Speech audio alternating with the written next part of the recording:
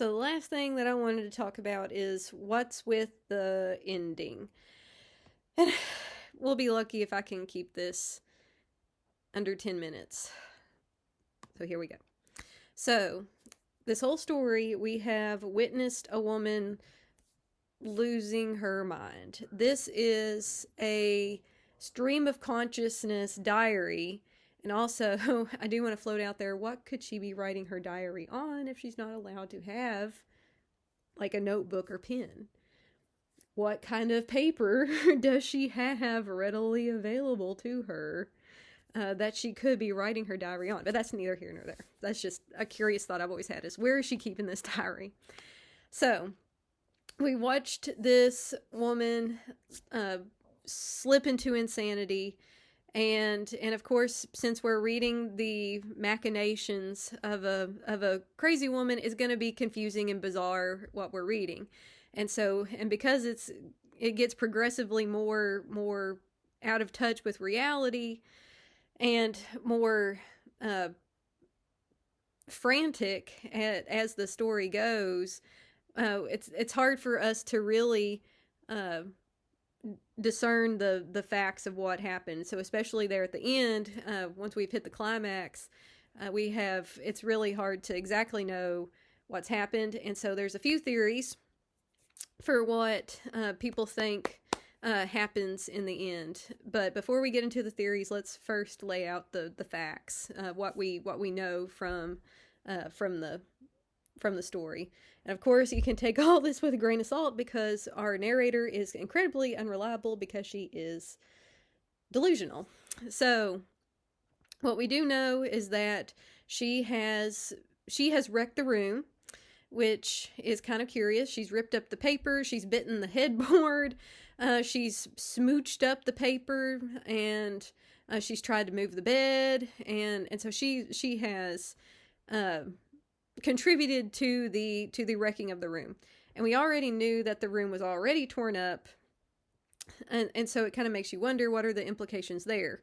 Was it her the whole time, and she would momentarily be lucid and realize, like, oh, this room is messed up, but then she wouldn't connect that she was the one that messed it up? Or has this room been used by many a woman for this purpose? So that's kind of curious, that the room has been messed up the whole time, and now we find out that she's the one that's ripped the paper because the rips are within her arm's length, and the smooch is at her shoulder.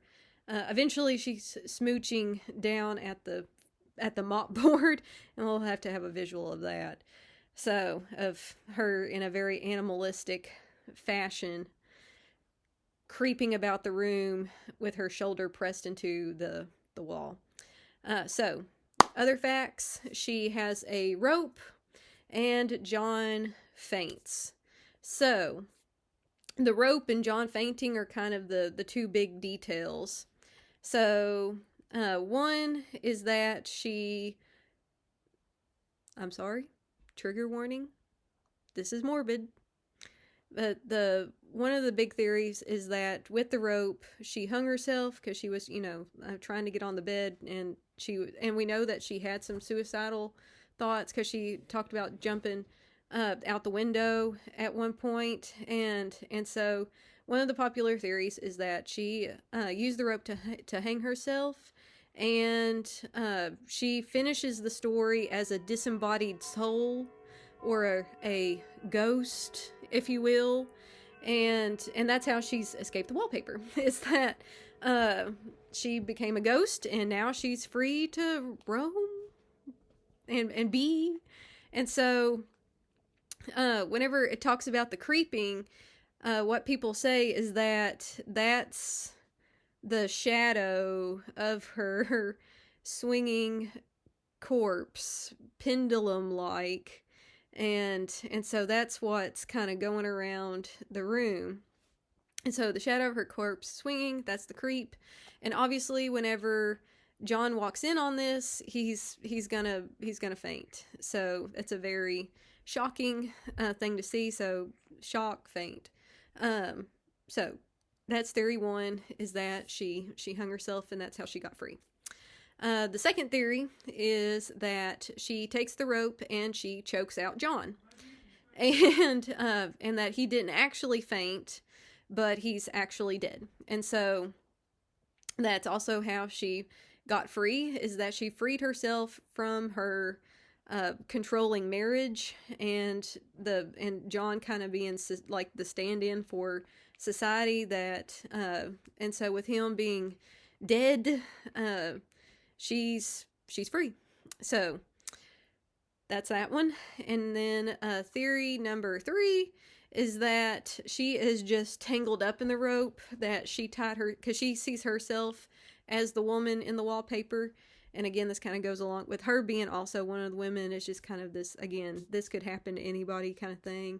Much like with her name, is just that she's one of the women. She's just one of the many that this tragedy has happened to. And so she's just all tangled up in the rope.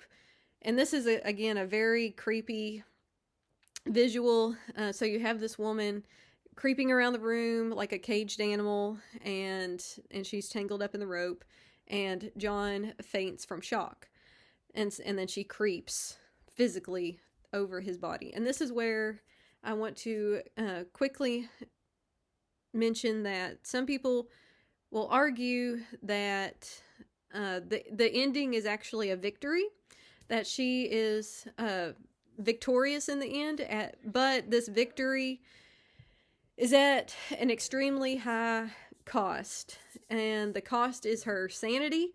And so are you really free if you don't have your sanity, or is by breaking free of the bounds of sanity what can set you free? That you're on a totally different plane of existence. So is one of the, or let me backtrack a little bit. But anyway, one of the people say, or what some people say, how she achieves victory is by making John faint, by being so shocking that John faints. And John fainting, that is considered that's what females do. It's hashtag girly things, fainting. So fainting is for girls, but here John does it. And so by causing him to do this extremely feminine thing, she has brought him down to her level. And so he's down at her level socially because he did a female thing.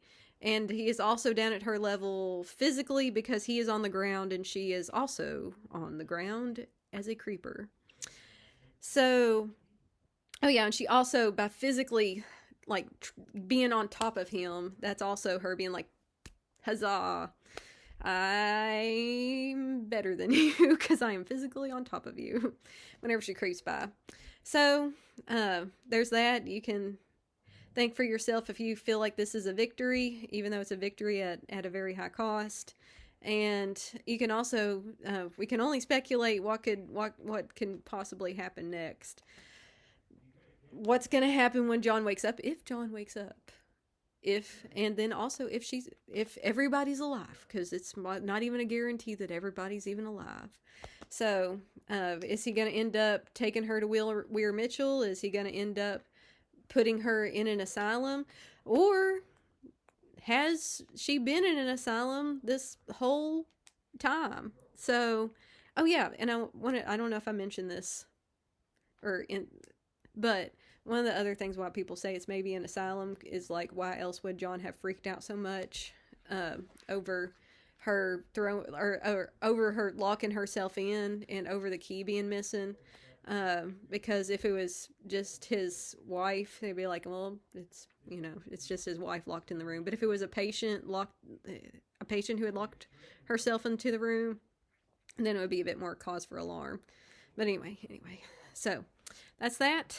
I hope you enjoyed it. I wish that we could have discussed it more together as we read, but what you gonna do when it snows? So I'll see you when I see you, and take care of yourselves.